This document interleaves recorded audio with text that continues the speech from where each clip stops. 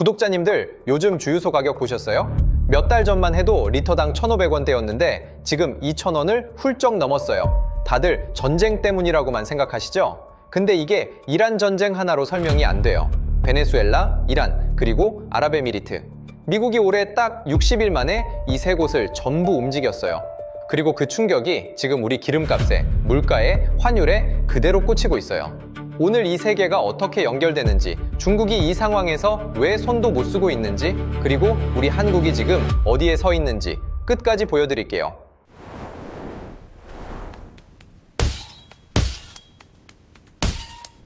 (2026년 4월 28일) 아랍에미리트가 공식 발표를 했어요.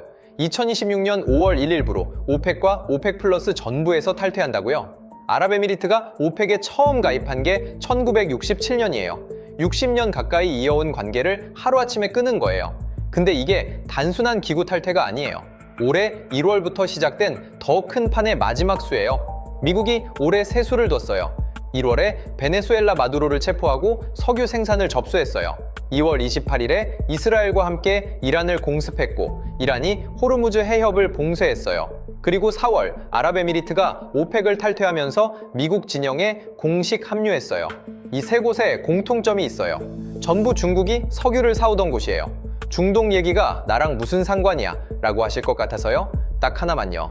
우리나라가 수입하는 원유의 70%가 중동에서 와요.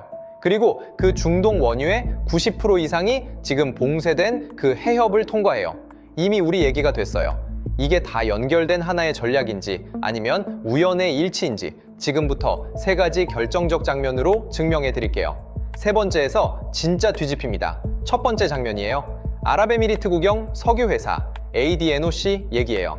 ADNOC는 2023년부터 2027년까지 5년간 총 1,500억 달러, 우리 돈으로 약 200조 원을 투입해서 하루 500만 배럴의 산유 능력을 완성했어요. 당초 2030년에 달성하려던 목표를 3년이나 앞당긴 거예요. 이게 왜 중요하냐면요. 설비는 다 깔아놨는데 쓸 수가 없는 구조였어요. 오펙 플러스의 쿼터 제한 때문에 실질 생산량은 하루 340만 배럴에 묶여 있었거든요. 유휴 시설이 하루 100만 배럴 이상이에요. 유가 80에서 100달러 기준으로 계산하면 매년 최대 40조에서 50조 원의 잠재 수익이 사우디 주도의 감산 정책 때문에 그냥 증발하고 있었던 거예요. 해마다요? 두 번째 장면은 더 구조적인 충돌이에요.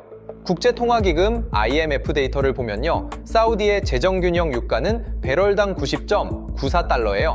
비전 2030이라는 초대형 프로젝트를 굴리려면 유가가 이 선은 돼야 나라 살림이 맞아요.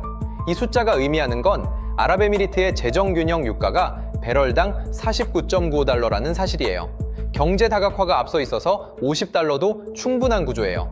사우디는 유가가 90달러는 넘어야 살고 아랍에미리트는 50달러도 괜찮아요. 같은 카르텔 안에서 같은 방향을 볼 수가 없는 구조였어요. 사우디는 고유가를 고집하고 아랍에미리트는 산유량을 늘려 수익을 극대화하려 했어요. 이 충돌은 결과적으로 터질 수밖에 없었어요. 세 번째 장면이에요. 이게 진짜 결정타예요. 2025년 12월 2일 아랍에미리트가 지원하는 예멘 남부과도위원회가 하드라마우트주 장악 작전을 시작했어요. 이 지역이 왜 중요하냐면요. 예멘 석유 매장량의 80%가 여기 집중돼 있거든요. 수일 만에 무칼라 항구를 포함한 남부 전역을 장악했어요. 그러자 사우디아라비아가 이걸 자국 안보에 대한 레드라인 침범으로 규정하고 12월 30일 새벽에 무칼라 항구에 정박 중이던 아랍에미리트 측 선박 2척을 직접 폭격했어요. 사우디는 허가받지 않은 무기와 장갑차를 운송하고 있었다고 주장했지만 실질적으로는 아군을 쏜 거예요. 1971년 아랍에미리트 건국 이후 이어온 사우디와의 안보 동맹이 포탄 한 방에 물리적으로 파괴된 순간이에요. 근데 여기서 반전이 있어요. 이 폭격이 오히려 아랍에미리트에게 명분을 줬어요. 사실 이미 2025년 3월에 미국과 1.4조 달러, 우리 돈으로 약 1,900조 원 규모의 기술 투자 프레임워크를 합의해 놓은 상태였거든요. 아랍에미리트 국영 AI 기업 지사 이는 중국과의 관계를 완전히 단절했고 그 대가로 미국 상무부가 아랍에미리트에 연간 50만 개의 최첨단 AI 반도체 수출을 승인했어요. 무칼라 폭격이 있고 나서 아랍에미리트는 중동 질서 안에서 더 이상 눈치 볼 이유가 없어졌어요. 저도 처음엔 이 세 개가 별개의 사건처럼 보였거든요. 근데 파보니까 베네수엘라, 이란, 아랍에미리트 전부 중국이 할인된 가격에 석유를 사오던 핵심 채널이었어요. 이게 우연이 아니라는 게 그때 명확해졌어요. 근거는 충분하죠? 그럼 진짜 중요한 거. 이 판에서 아랍에미리트는 실질로 무엇을 얻었고 중국은 무엇을 잃었고 한국은 어디에 있는지, 여기서 생각보다 훨씬 흥미로운 구조가 나와요. 아랍에미리트가 오펙을 나오면서 들어간 것부터 얘기할게요. 2026년 1월 아랍에미리트가 가입한 프레임워크의 이름이 팍스 실리카예요.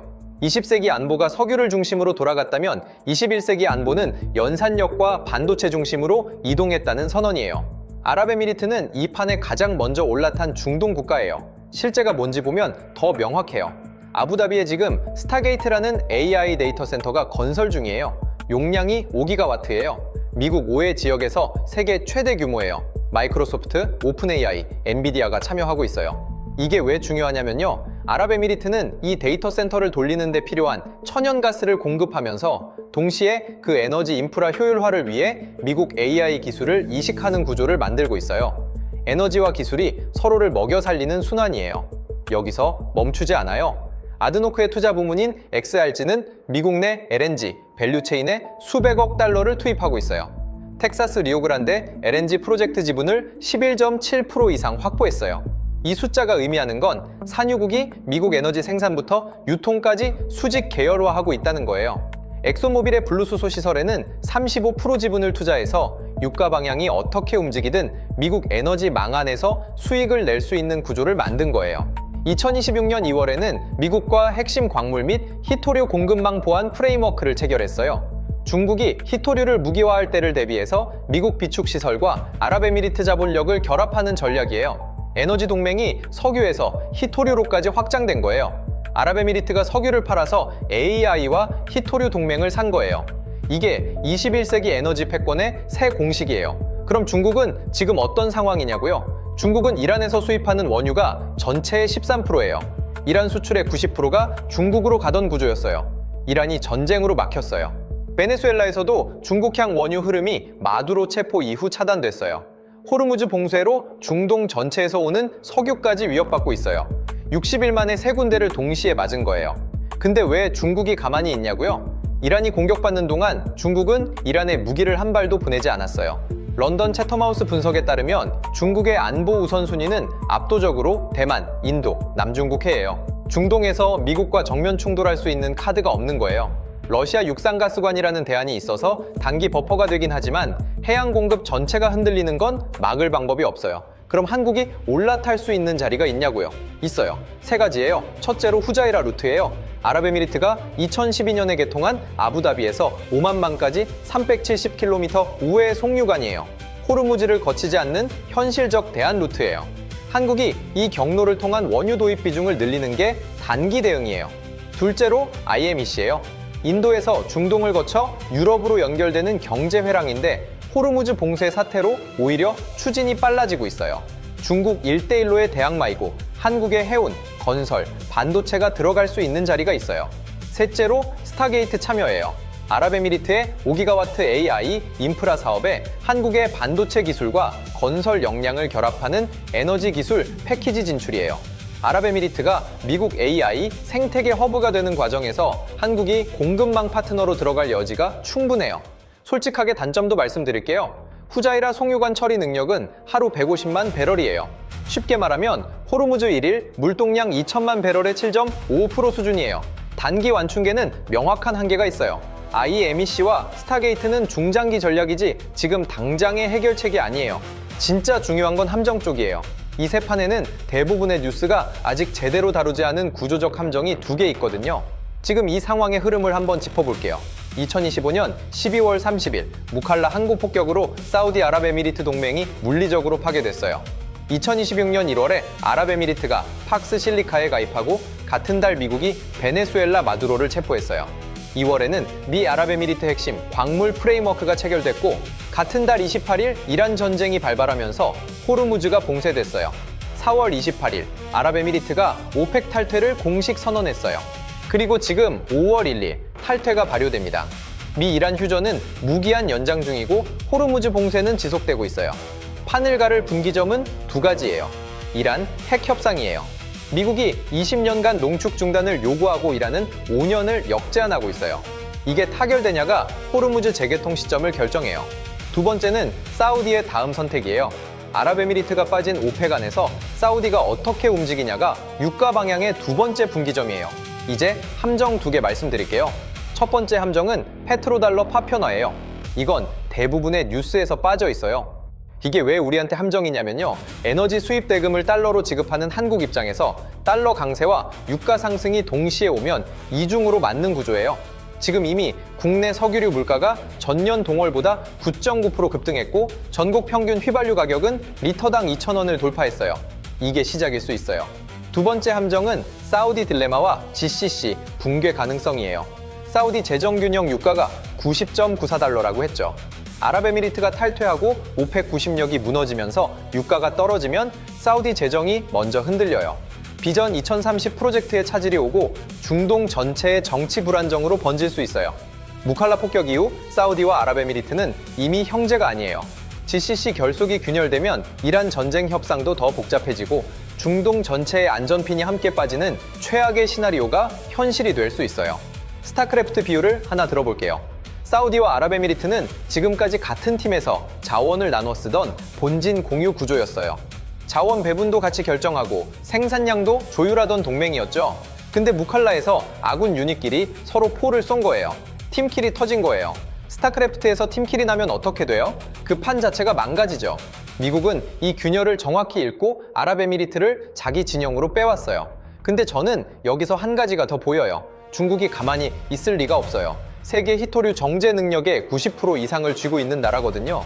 미국과 아랍에미리트가 핵심 광물 동맹을 맺은 게 이 카드를 미리 막으려는 선제 포석이에요. 다음 수가 여기서 나올 가능성이 높아요.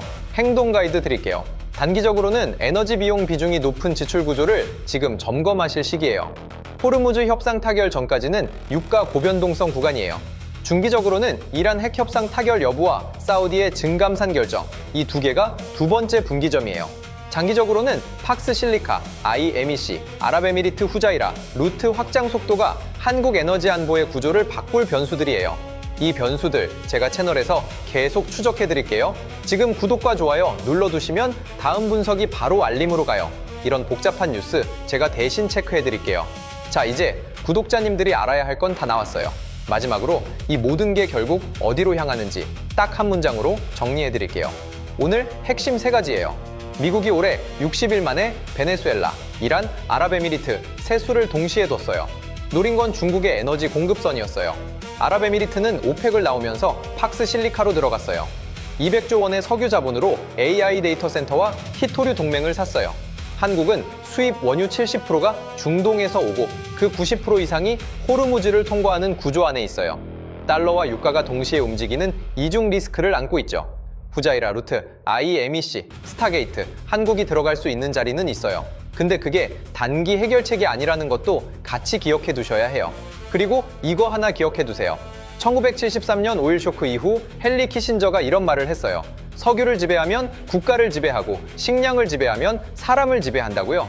지금 미국은 거기에 한 줄을 추가했어요. 반도체를 지배하면 미래를 지배한다고요. 아랍에미리트는 그걸 가장 먼저 읽고 석유를 팔아서 반도체와 AI를 산 나라예요. 석유의 시대가 끝나는 게 아니에요. 석유를 팔아서 AI를 사는 시대가 온 거예요. 이 영상이 도움이 됐다면 구독과 좋아요 한 번만 눌러주세요. 구독자님들이 눌러주시는 좋아요가 저한테는 다음 영상을 더 깊이 파고들 수 있는 진짜 힘이 돼요. 이 영상 보기 전에 구독자님들이랑 지금의 구독자님들은 이미 달라요. 중동 뉴스 혼자 보면 너무 복잡하고 멀게 느껴지죠? 근데 우리 기름값에, 우리 장바구니에, 우리 환율에 이미 와 있는 이야기예요. 그래서 저희가 같이 읽는 거예요. 다음 영상에서 봬요.